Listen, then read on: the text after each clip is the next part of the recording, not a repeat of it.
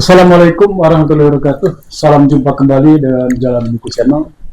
Pemirsa, kali ini kita akan kembali membedah buku novel Ketika Hati Berkhidmat, khususnya di subbab dengan subtema mengambil beban staf. Di sini sudah hadir Mas Hasan dan juga Pak Sam. Kali ini kita akan terlebih dahulu bertanya dengan Pak Hasan. Di sini Mas Hasan dalam subbab mengambil beban staf ini, Anda mencoba menuangkan latar belakang Pak Sam dalam kinerjanya dan dalam latar kehidupannya dengan mengunggah sebuah video yang sudah beredar luas di media sosial. Pesan apa yang Anda rumuskan dan Anda sampaikan di dalam? Jadi gambaran karikaturalnya, gambar kasarnya itu apa yang dilakukan Bang Sam itu seperti ada di dalam sebuah video yang beredar di tengah masyarakat itu. Ketika anjing itu di dalam sebuah pelayaran bersama dengan tuannya itu, ada badai besar, anjing yang terlempar ke laut, kira-kira begitu. Nah, tiba-tiba dalam situasi keputusasaan, anjing itu berenang hampir kehabisan kekuatan gitu. Tiba-tiba muncul lumba-lumba. Nah, lumba-lumba itu seakan-akan mengambil beban si anjing itu dan meletakkannya di punggungnya, lalu membawanya ke tepi. Dan selamatlah anjing dari maut, kira-kira begitu. Nah, itu menggambarkan tentang bagaimana cara Bang Sam memanage bawahannya ketika bawahannya sudah menyerah dalam tanda petik itu, dia lalu muncul seperti yang diceritakan sebelumnya itu, bahwa Bang Sam kemudian, wah ini staf saya sudah ini terkapar, ini bagaimana saya harus bisa memikul beban ini supaya bukan berarti mengambil alih tugas bawahan ke dia, tetapi membantu dia untuk mewujudkan pekerjaannya supaya bisa meringankan beban staf, meringankan beban staf itu. Nah, itu sebenarnya yang dilakukan Bang Sam. Nah, sebetulnya Bang Sam itu sedang, kalau di dalam teori kepemimpinan itu kan ada 3 yang paling terkenal itu: teori besi, teori mesin, dan teori etik. Nah, kalau teori besi itu, pemimpin itu datang hanya untuk memerintah. Dia tahunya tugas selesai atau tidak itu tidak penting, yang penting kamu harus melaksanakan. Makanya ada istilah tangan besi. Tangan besi. Nah, kemudian ada teori mesin. Jadi dia tidak mau tahu, pokoknya kamu harus laksanakan. Dia datang itu hanya untuk membacakan balon besi. Jadi dia tidak peduli dengan kondisi staf seperti apa. Kamu makan enggak dari rumah, itu dia tidak peduli. Datang itu dengan cara apa sampai di sini, apakah punya transport atau tidak, dia tidak peduli. Tapi Bang Sam ingin melihat itu sebagai satu kesatuan sistem di dalam proses kita berkhidmat kepada birokrasi itu.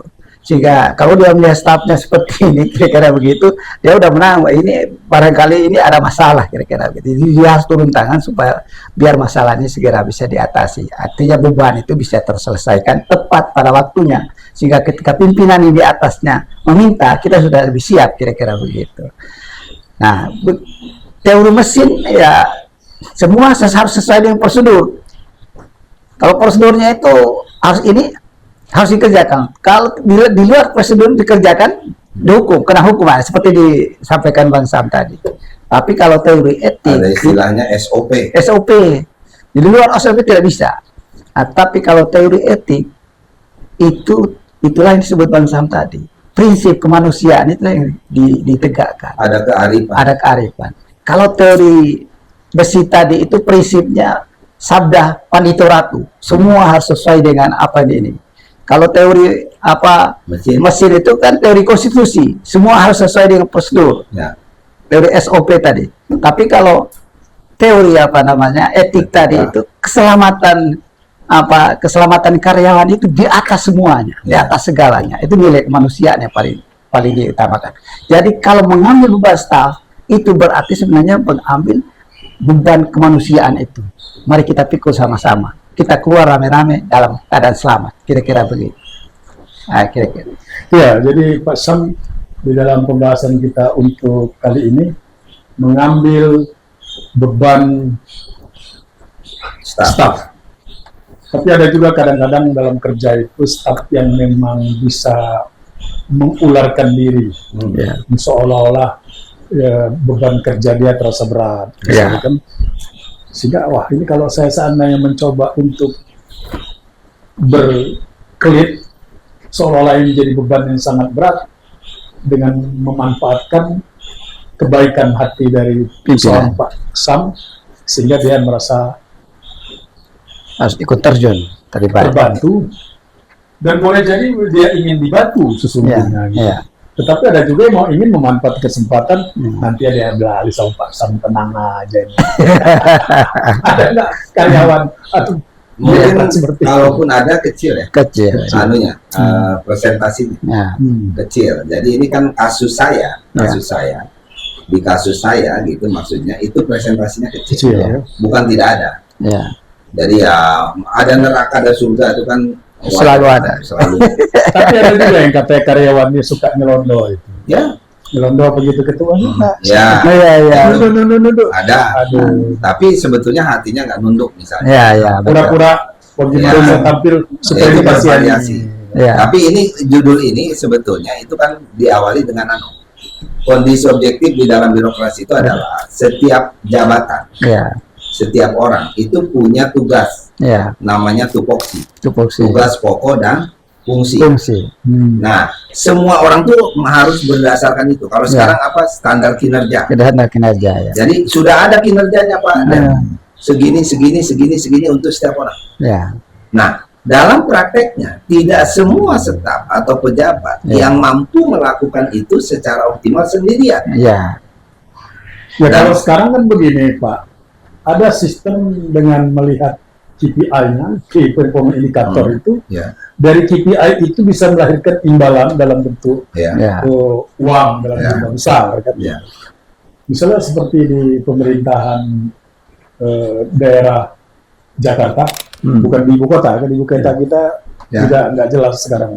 Nah, itu berdasarkan gaji dibangun atas dasar kinerja. Kalau misalnya beban staf itu sering diambil alih dengan seperti yang dilakukan oleh Pak Sam, sangat berbahagia mereka tentunya. Tapi jangan lupa ada juga yang malu, karena bebannya diambil itu malu. Itu yang punya hati. Kalau dia punya hati ya seperti Pak itu penjoliman itu bukan dari atas ke bawah aja Pak, dari bawah ke atas juga bisa penjoliman. Apa namanya gitu. Artinya itu tadi memanfaatkan kearifan, kebijakan pimpinan, akhirnya dia bermain-main. Ya kan? Itu kan ya walaupun tidak besar ya presentasinya. Jadi maksud saya, kenapa begitu? Karena pada prakteknya tidak semua kita ini diberi kemampuan yang sama. Oleh karena itu ketika itu terjadi jangan dibiarkan. Ini yang masalah kan dibiarkan. Betul. Akhirnya yang susah tambah susah, yang bodoh tambah bodoh, gitu kan? Yang lemah tambah lemah, karena ada pembiaran. Tidak ada keberpihakan. Betul.